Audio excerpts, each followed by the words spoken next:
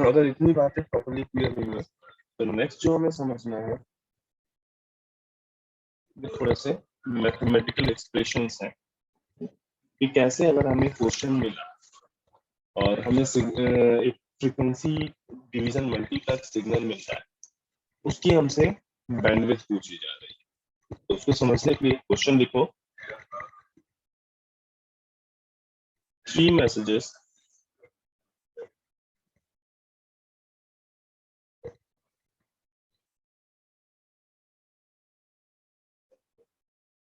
each band limited to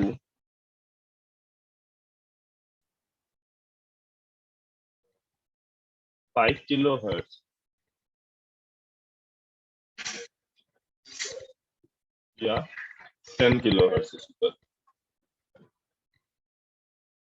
limited to 10 kilohertz are multiplexed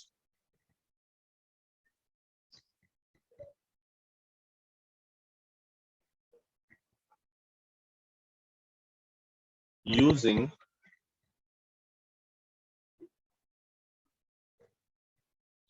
frequency division multiplexing with a guard band of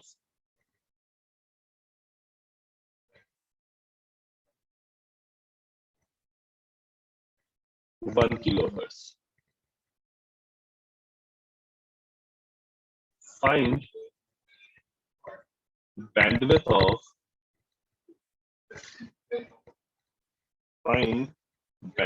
of multiplexed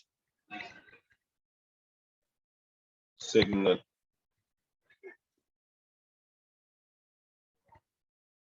If modulation schemes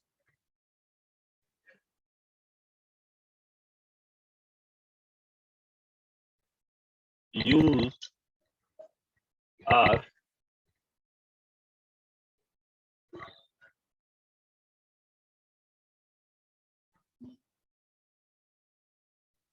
first message signal के लिए amplitude modulation, second message signal में जो modulation use हुआ है वो DSDSC है, third message signal के लिए जो मॉड्यूलेशन यूज किया गया है वो SSDSC है। 3 डिफरेंट मैसेजेस हैं, तीनों मैसेजेस के लिए डिफरेंट मॉड्यूलेशन स्कीम भी यूज की गई है। उसके बाद उनको फ्रीक्वेंसी डिवीजन मल्टीप्लेक्स कराया गया है। तो जब फ्रीक्वेंसी डिवीजन मल्टीप्लेक्सिंग कराई गई है तो वहां पे गार्ड बैंड क्या है, 1 किलोहर्ट्ज कर लिया है।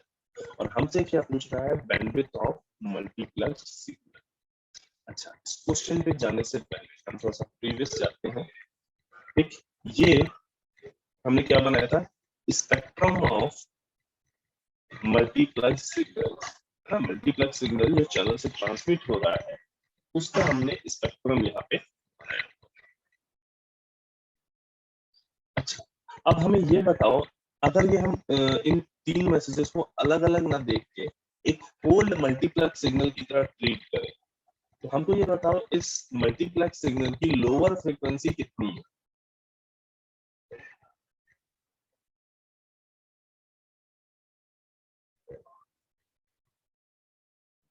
Nine 995 kilohertz. 995 kilohertz. Higher frequency कितनी है?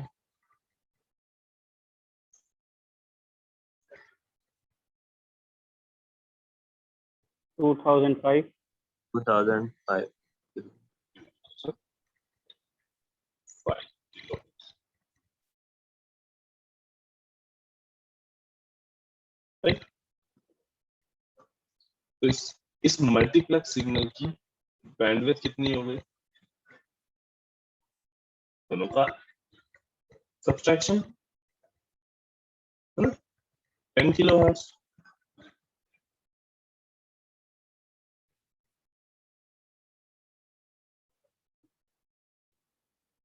हमसे बेसिकली क्वेश्चन में यही पूछा जाता है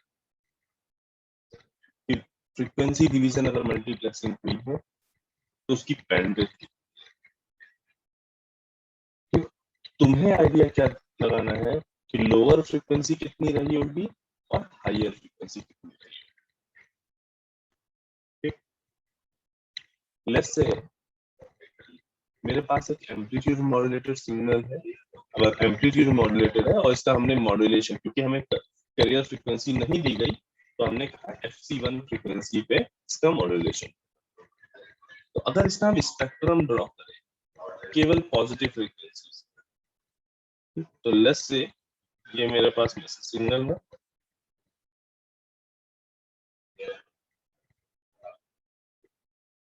ये FC1 उसकी कैरियर फ्रीक्वेंसी है,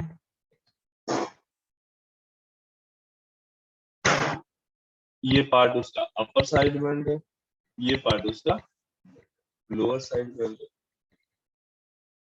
ठीक, तो अपर साइड बैंड है यानी FC1 प्लस FM होता है ना, तो FM की वैल्यू कितनी है, 10 किलोहर्ट्ज। और लोअर साइड बैंड कहाँ होता है, FC1 minus 10 kilohertz. M1 F message signal 1 का हमने एक अपने इमेजिनेशन के हिसाब से हमने स्पेक्ट्रम ड्रॉ किया। इतनी बात में किसी को कोई दिक्कत है, ये स्पेक्ट्रम सा कहाँ से आ गया। ठीक, हमने अज्यूम किया है कि ये मैसेज सिग्नल मेरा इस तरह से दिख रहा होगा। हमें पता है क्योंकि ये एम्पलीट्यूड मॉड्यूलेशन है, क्योंकि ये एम्पलीट्यूड मॉड्यूलेशन है,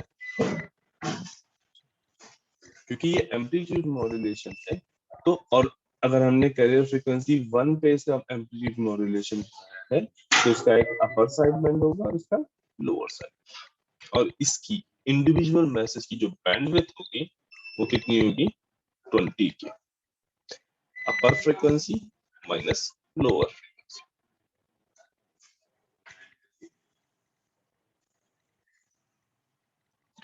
now let's say message signal 2 को हमने FC2 पे मॉड्यूलेट कराया है और इसको FC। तो अब अगर हम मल्टीप्लेक्स सिग्नल ड्रॉ करने की कोशिश करें, उसका स्पेक्ट्रम ड्रॉ करने की कोशिश करें, ठीक, हम अगेन बता रहे हैं हम केवल और केवल यहाँ पे पॉजिटिव फ्रीक्वेंसी शो कर रहे हैं, ठीक, नेगेटिव फ्रीक्वेंसी नहीं शो कर रहे हैं। अगर होल स्पेक्ट्रम हम बनाते तो जो भी हम यहाँ पे स्पेक्ट्रम बना रहे हैं उनकी मिरर इमेज भी नेगेटिव साइड पे दिखाई देगी। तो ये मेरा FC1 है, जैसे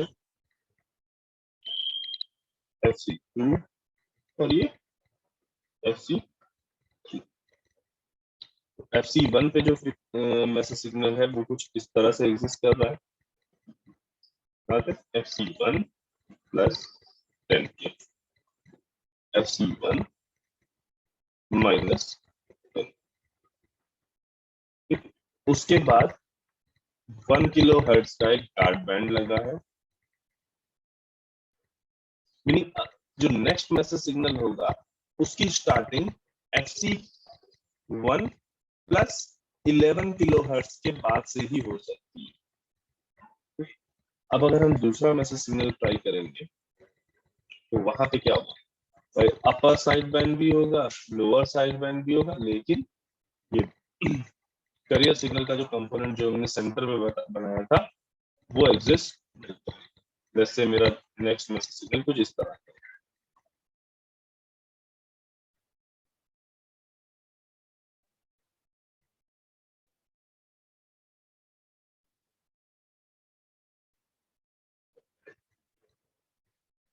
इसमें भी अपर साइड बैंड है, लोअर साइड बैंड है। ये मेरा M2 है और वो कहाँ एग्जिस्ट करेगा, after 1 kilo hertz guard band. ये FC2 है, उसका सेंटर फ्रीक्वेंसी, यहाँ पे आएगा FC2 plus 10K, this is FC2 minus 10।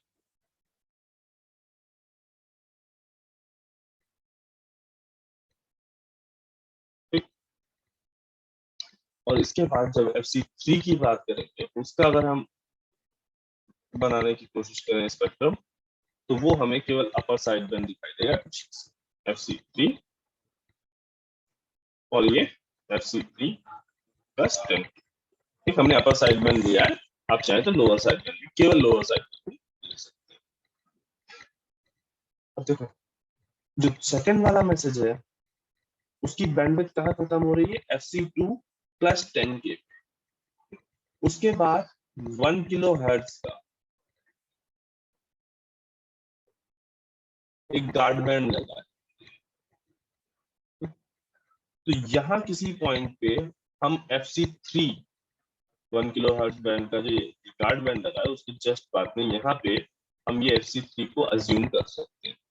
ठीक, मीनिंग हमें जो करियर फ्रीक्वेंसी अपने हिसाब से सेलेक्ट करनी है ना, हम ये चाहेंगे हमेशा जो यूटिलाइजेशन हो मेरी बैंडविड्थ का वो प्रॉपरली रहे। तो उसके लिए हमने क्या किया, FC3 को जस्ट 1 किलो हर्ट्ज बैंड के बाद यहाँ पे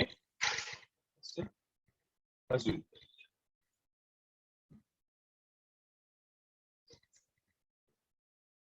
तो यहाँ पे इस चीज को एक बार खुद से रियलाइज करने की कोशिश करो कि हमने बनाया कैसे, क्यों इन पॉइंट्स को हमने यहीं से स्टार्ट किया है। ये सारे पॉइंट एक बार खुद से रियलाइज कर, अगर इतनी चीजें समझ में आ रही है तो इजिली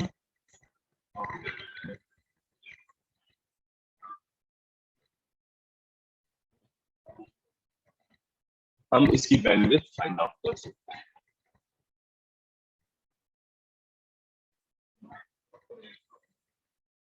यहाँ तक इतनी बातों में किसी को कोई दिक्कत हो रही है, 1 मिनट ले लो, सोच लो, फिर बताओ।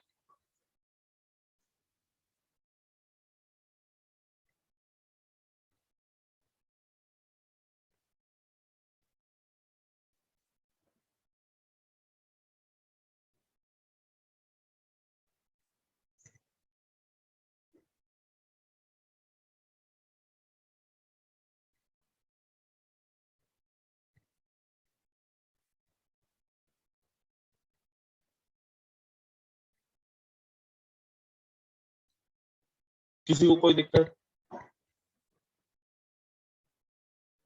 No sir. हाँ बेटा, लास्ट बैंड में लास्ट वाले में केवल हमने अपर साइड बैंड बनाया, आप चाहो तो लोअर साइड बैंड भी बना सकते हो और तब जो ग्राफ होगा वो कुछ इस तरह का बन के आएगा, स्पेक्ट्रम जो होगा वो कुछ इस तरह का बन के आएगा। Okay sir.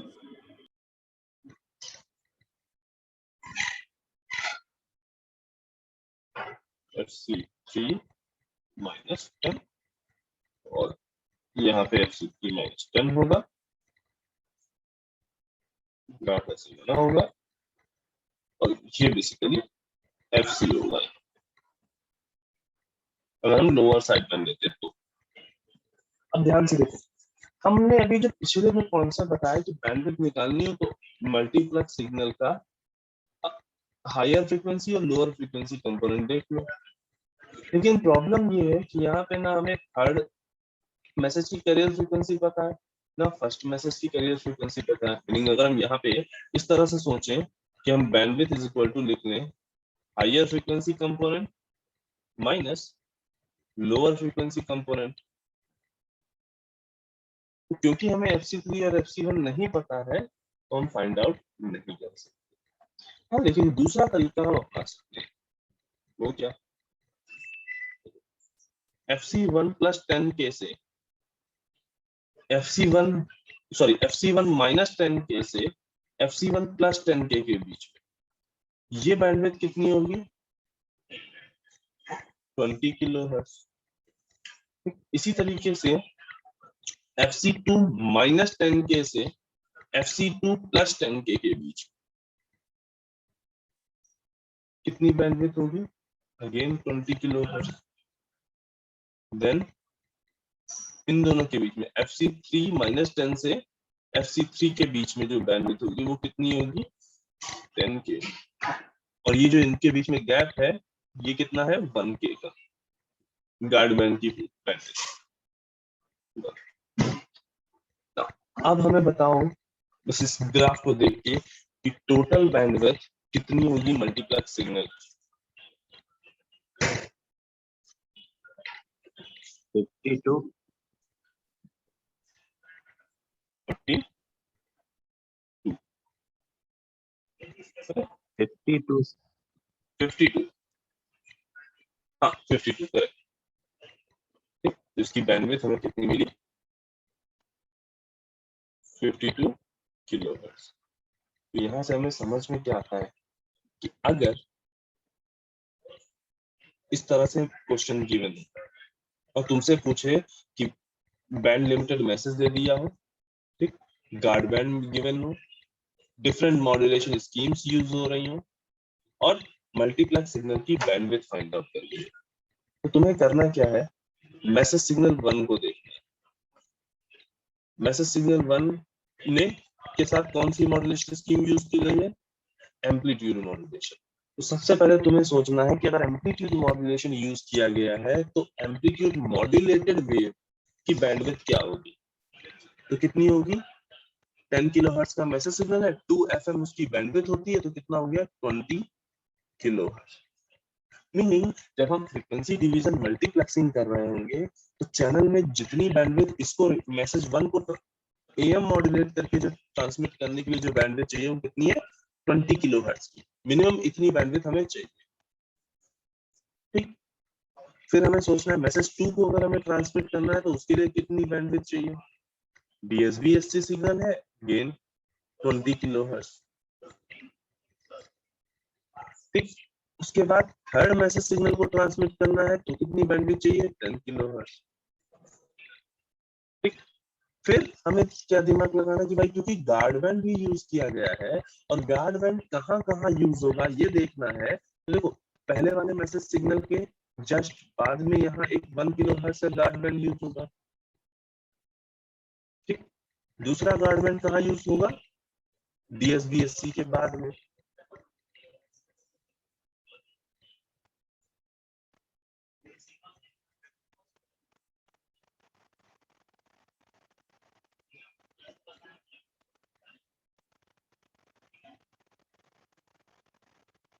और टोटल अगर कर दोगे तो क्या आ जाएगा, मल्टीप्लेक्स सिग्नल की बैंडविड्थ।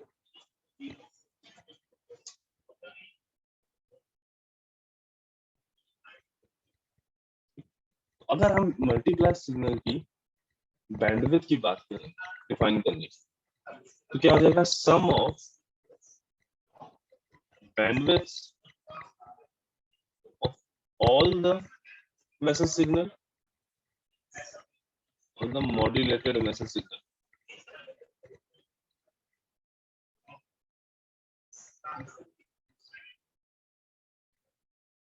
जितने भी मैसेजेस दिए हुए हैं उनकी मॉड्यूलेशन के बाद जो बैंडविड्थ है उनका सम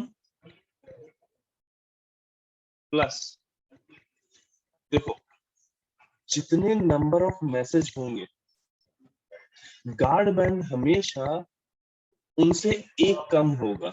मीनिंग अगर 3 मैसेजेस हुए हैं, 3 मैसेजेस की फ्रीक्वेंसी डिवीजन मल्टीप्लेक्सिंग की गई है तो हमें रिक्वायर्ड होंगे 2 गार्ड। अगर 4 मैसेजेस की मल्टीप्लेक्सिंग की गई है तो हमें 3 गार्ड बैंड रिक्वायर्ड होंगे। तो क्या हो गया plus n-1 into bandwidth of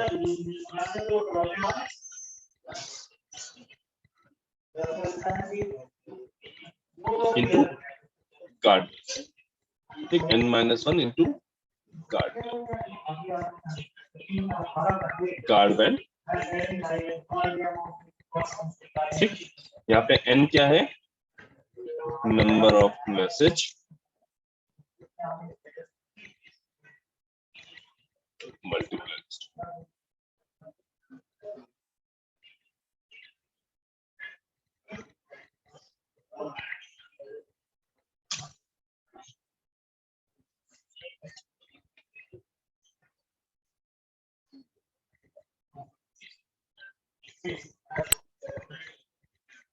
ठीक है,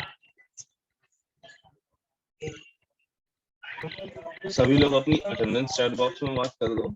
और यहाँ तक में अगर किसी को कुछ भी दिक्कत हो, कुछ भी जो समझ में नहीं आ रहा तो बताओ।